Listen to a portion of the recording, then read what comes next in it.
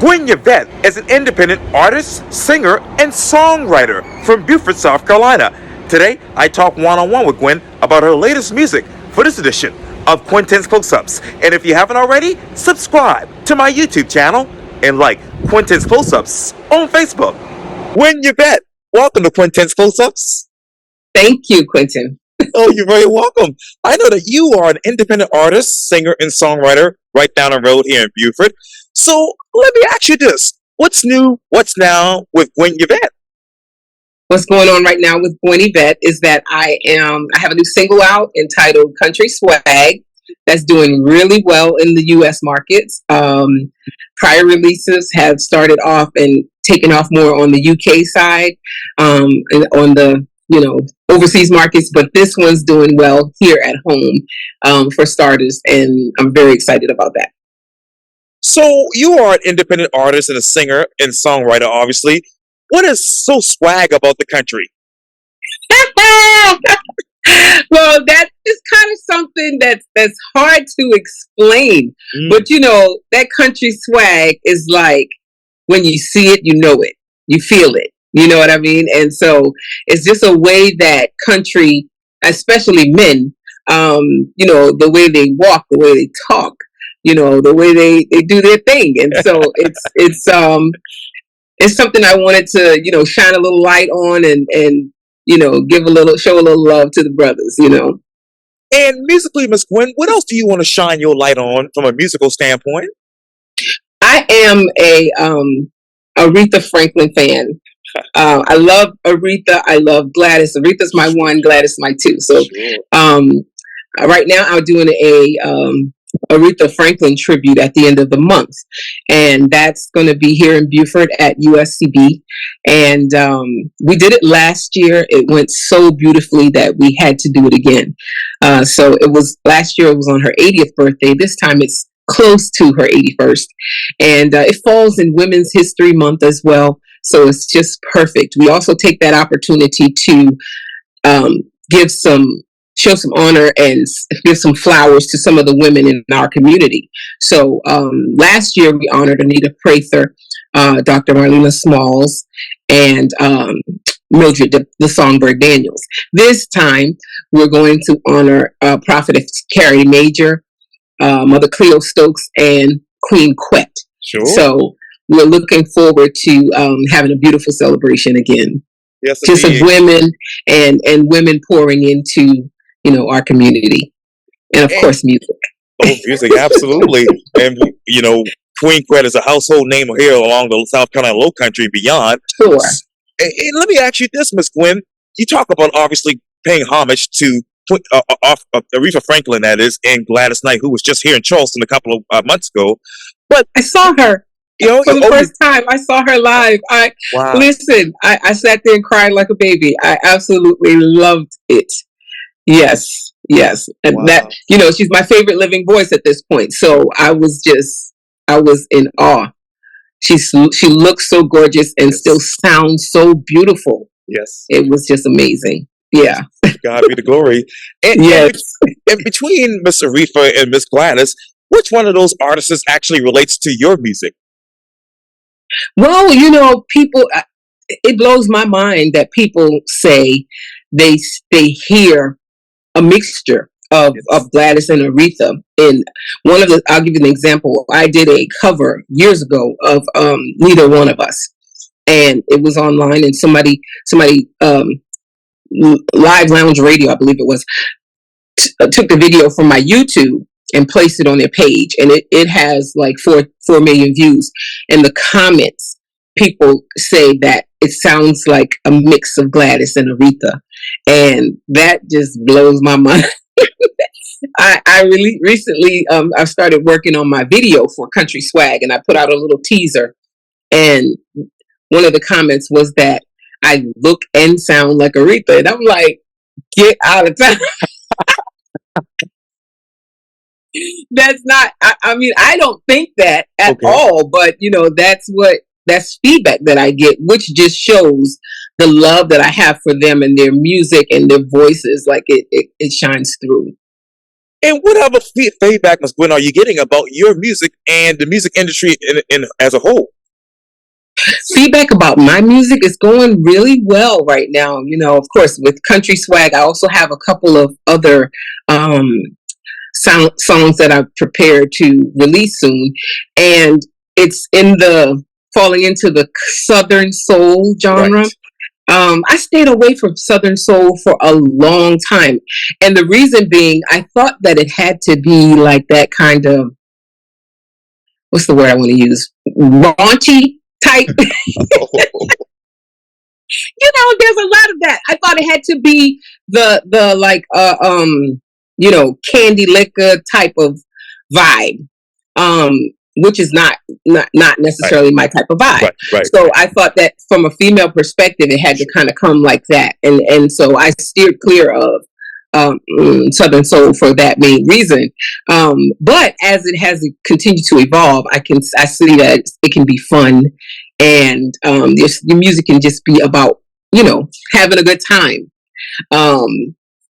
And so, yeah, that's what Country Swag is all about. Having a good time and just, you know, showing some love to that country swag. And so the music industry is very different, of course, than when I was a child. When I was younger, I couldn't wait to get away from Beaufort, to get up to the big city and pursue my dreams as an artist, you know, but it didn't quite go the way that I had planned. And so I met with a few producers back then, and they loved my voice. They all told me the same thing verbatim, like, you have a beautiful voice, but you don't have the look.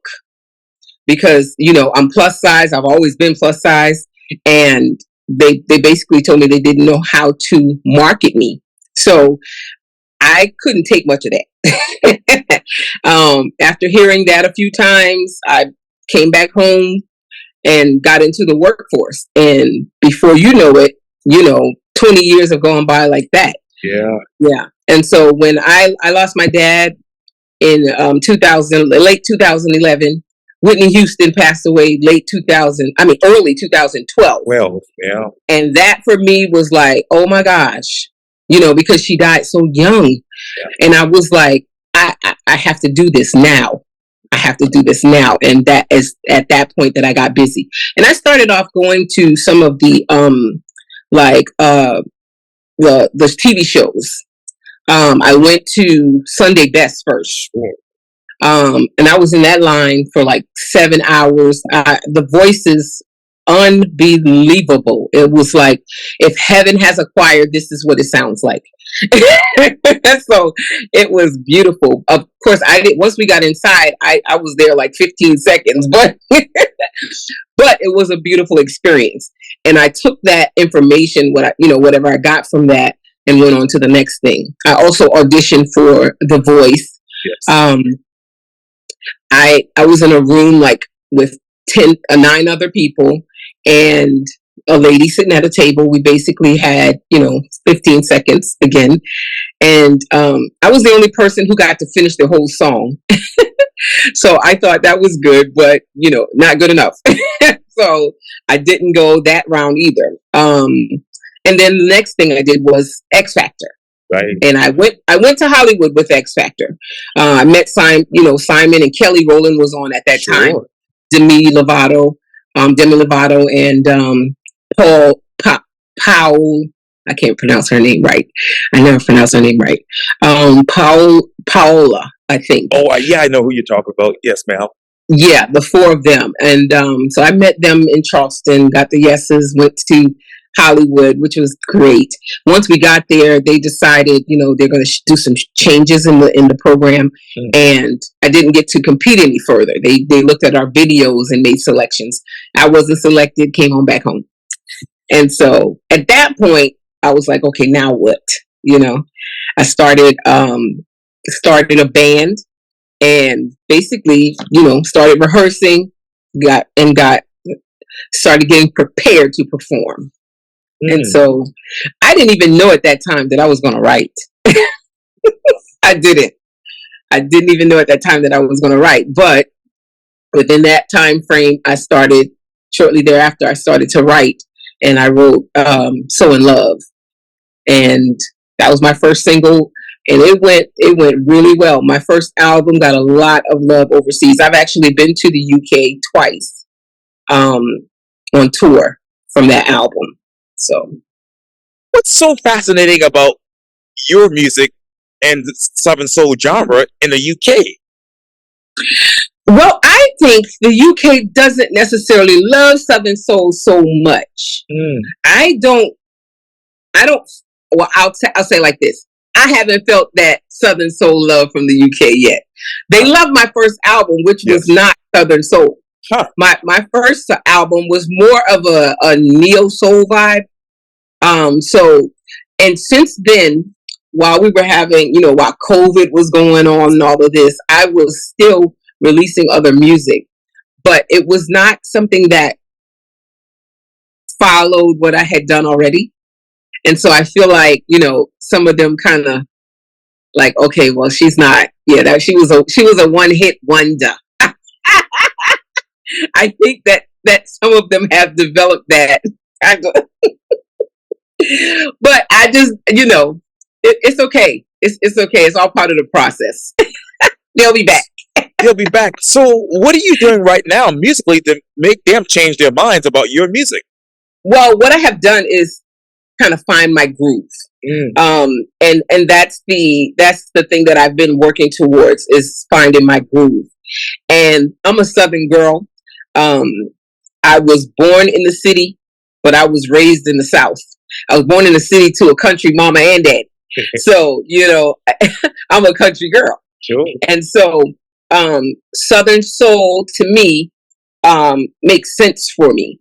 I won't necessarily be a Southern Soul artist because I don't like to be pinned into any particular thing, because sometimes I might feel like doing a Southern Soul song, and sometimes I might feel like doing, a classic soul song, a neo soul song, or otherwise. So, I don't like to necessarily say I'm a Southern Soul artist, but I think that the genre has developed so much that I could be Southern Soul friendly and, work that market. So what is the biggest difference about Southern Soul from when you were going out to right now? What I think it is that it has evolved some. It is kind of a wide open, where it was kind of narrowly focused at first. Or at least from my perspective. And maybe I could be wrong. What I had in mind may have been wrong, but how I saw it was that it was kind of narrow, and now it's more broad in that, the subject matter and the content has changed such that I feel like I can be a part of it and flourish.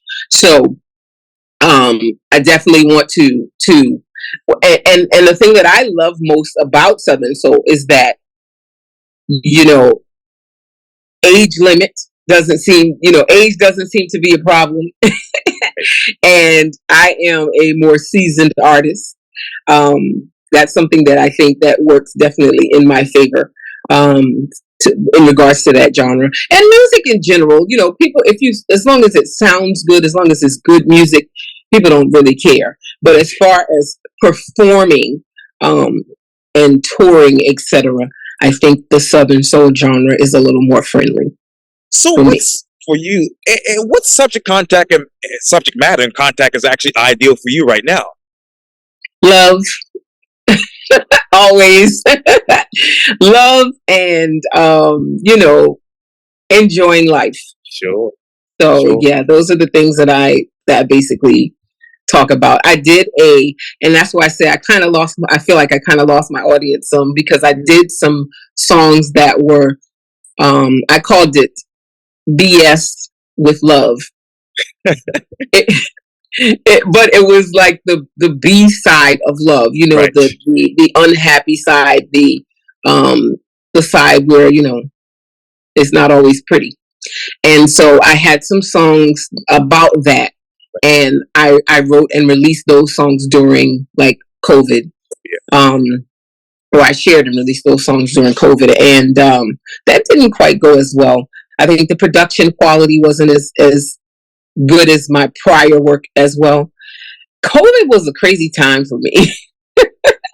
I felt like things had been going so well. But just prior to that, I'd gone to the UK twice in 4 months, and so I was, full steam ahead. Yes.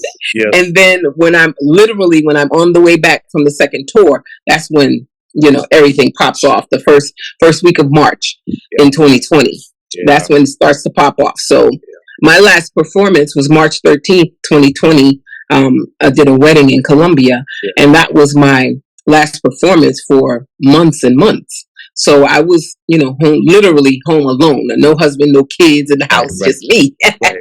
Right. So, I spent some time writing, and the darker side of things was what came to the surface. And I don't think that was as well received,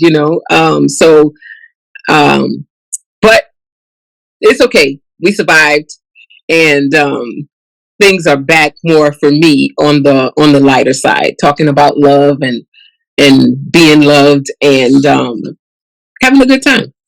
So you talk about love, obviously, and that's the crux of your music right now. So who is your audience, Miss Gwen? My audience, men and women, primarily my age range, 45 to like 60. Sure. That's my primary audience. But I do have younger listeners, and I do have older listeners. One great story I have, a classmate of mine is riding along with her son and her mom, and they're listening to my Love, Dreams, and Visions album, and they're all vibing to it. Her son, of course, was about 10, and her mom is in her 70s. So that was her mom thought it was Erica. She said, is that Erica? And she said her mom said Erica, and then her son corrected her. It's like, no, that's Auntie Gwen. But so it's that's the beautiful thing about it. It's good music is timeless, and it transcends all of those little boxes. So but my primary listenership is close to my age, between 45 and 60. Yeah. And Ms. Gwen, you talk about obviously the songs that you have right now, including, Love, Dreams, and Visions. So which one of those songs really describes you as a person? Oh boy.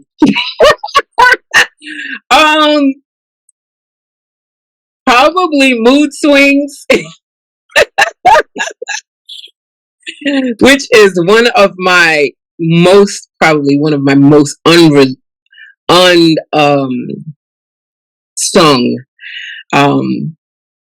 releases. And the reason I say that is because it was during that time. I think that was May-ish of 2020 that Mood Swings was released, and it captures it's sharing a little bit more of me probably than people were comfortable with. But at the same time, it's a really good song. I'm going to re-release it too. I'm going to remix and master it and re-release it, because now that I am garnering a little more attention, I think that I need to go back and shine the light on it. And I know you continue to write, record, and release music and perform live at special events, corporate and private, and live music festivals and all of that.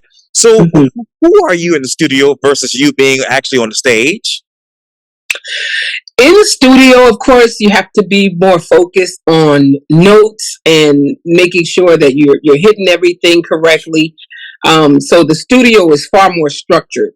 I still try to, enjoy that at the same time, but it's far more structured. On stage, I'm naturally a shy person. I just am shy by nature. But on stage, it's like, okay, once the lights come up, there's no time for that. You either go to do what you got to do, or like we say, make sheen. Right. And that's never in the plan. So I try to give it all I've got on stage and enjoy the audience. When I was much younger, I used to be arrogant in my thinking that, like, no matter who it was, they can't out sing me. Nobody can out sing me. Like, this childish. That's all that was. But as I've grown and I understand that we all have varying degrees of the gifts that God gave us, and so I don't try to compete with anybody. And what I learned over the years is that the audience, it's an energy exchange. I'm giving to them, and they are giving to me. And if I'm doing my part right, it's a beautiful experience for everybody. So that's the difference on stage. It's like I'm focused on the audience and enjoying the audience and making sure they enjoy me. And this is a redundant question, Miss Gwen, but what are you giving to the audience, and what is the audience giving to you?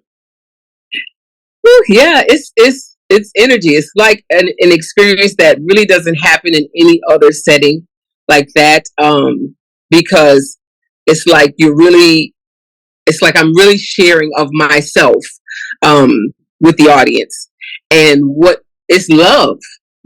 I'm giving them love, and they're giving me love, and it feels so good. Yes. and I do other things. I've worked in school settings, and some of that is some of that's been really rewarding. But there's nothing that I've done outside that compares to the on stage feeling. Yeah, nothing. Nothing. And what else have you brought from your old, jobs to being now an artist?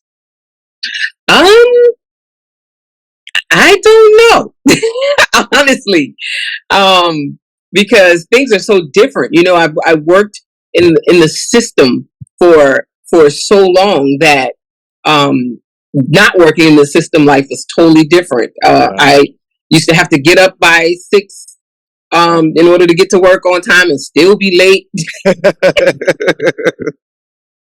And have that section of the day that's required to be on the job and dealing with the job, and then come home still dealing with the job for a while.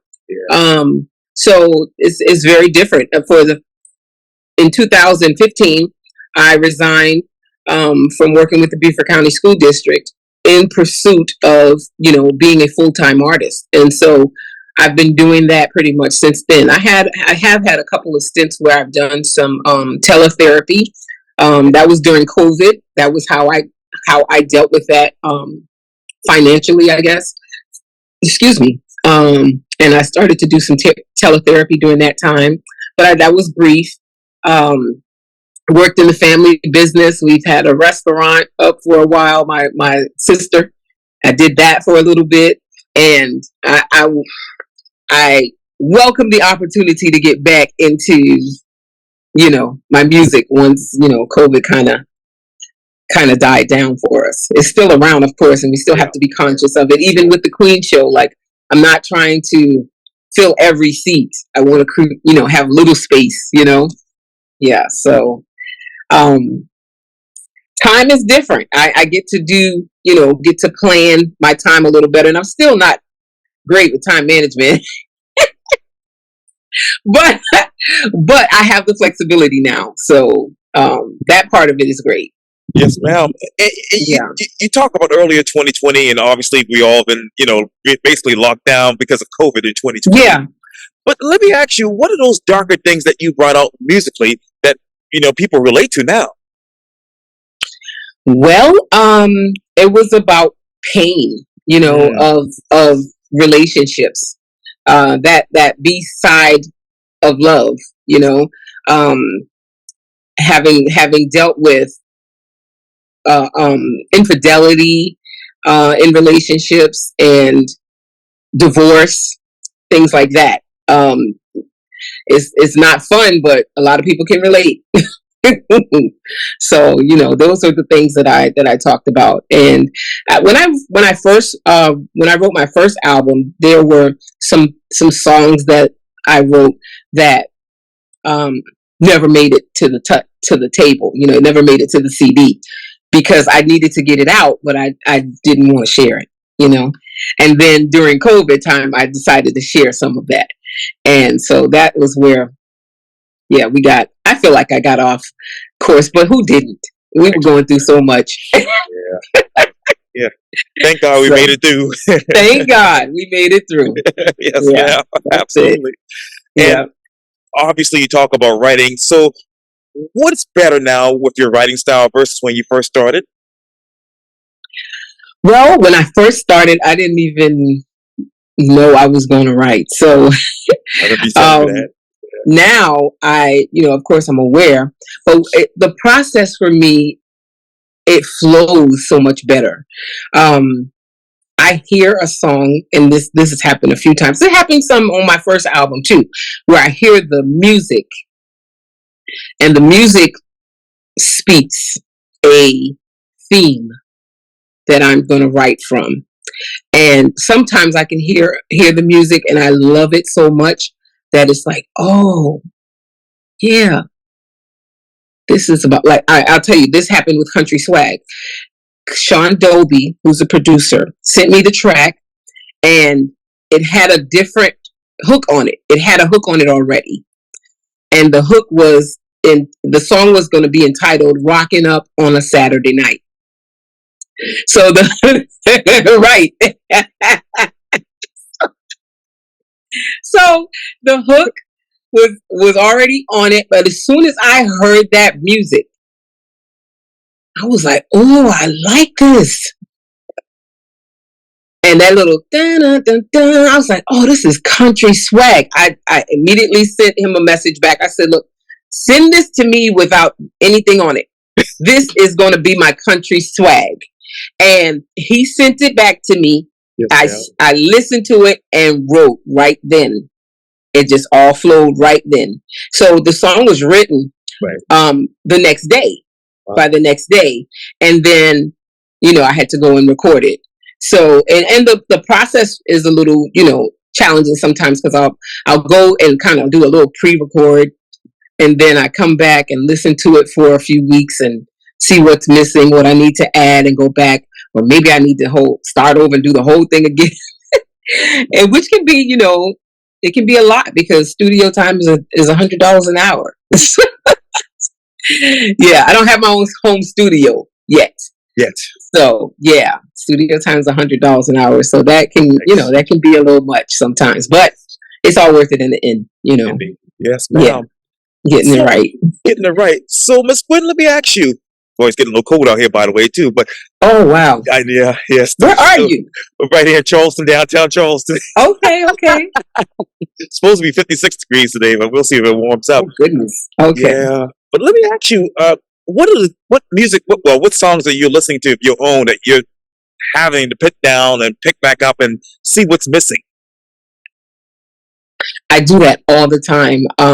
Even with something that I wrote all the way through, I'll go back and, like, did I touch on, what I needed to touch on? Did I go too far with something that I did? So yeah. I do that with everything. And what I am going to do is do a live recording. That's what I think is missing for me right now. It's just doing a live recording. I had one scheduled in 2020 that didn't happen, and so we're going to revisit that.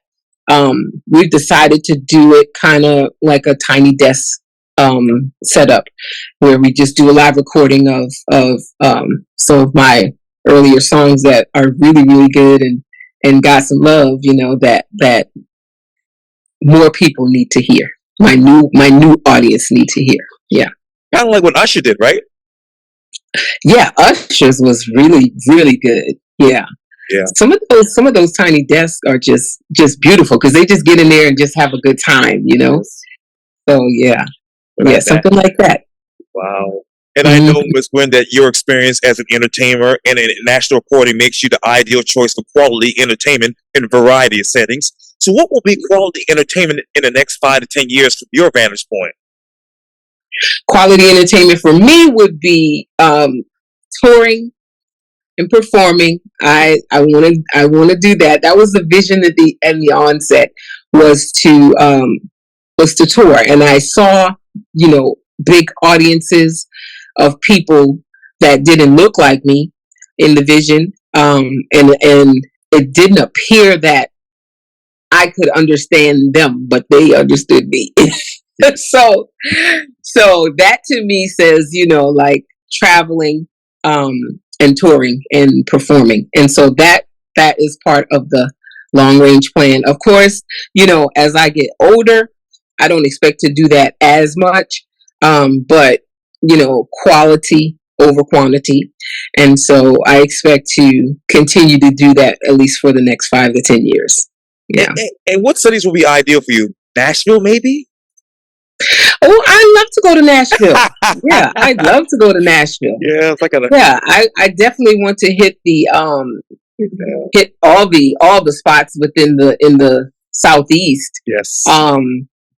I have been as far, let's see, no, I've been to California. I was about to say I've been as far west as Tennessee, but I did do a festival in Tennessee a while back. Wow. And I've been to California. Yes. So, I want to definitely saturate the U.S. Sure. I'm talking about overseas markets. I want to do Italy. Yes. And I see Japan is blow me away. Japan seems to love country swag. It's like that's when I look at my stats on like Apple for artists. Yes. Japan is my biggest city. Tokyo. I'm sorry. Tokyo is the most popular city, which is crazy to me. Yes, man. So I love that.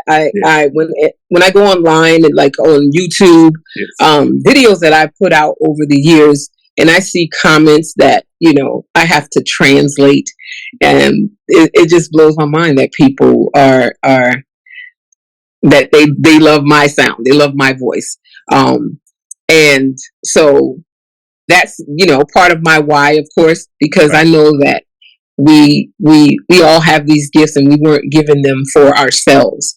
There's a bigger picture, and we're all supposed to use our gifts with each other to help each other along the way. So I definitely believe with everything in me that's why I sing. That's why I was given the gift of song, and so I use it for that. Yeah. And I'm being redundant, Miss Gwen, but when you look at your future, you just described it basically with the vision that you have. What song will describe your music future? Ooh, that's a good question, Quintin. What song describes my music future? Is it a Gwen Yvette song? Yes, ma'am. Or a Gwen Yvette song that defines my music future? Love, dreams, and visions. What else can we do? Right. We can do that because it's all in that, Yeah. Yes. Wow. Love, dreams, and visions. Wow. Yep. That's going to be great. Yeah. Well, you're on to a great start and you're going to continue to do great things. But I really thank you for your time here on Quintin's Close-Ups. Thank you so much. I appreciate your time. Oh, you're welcome.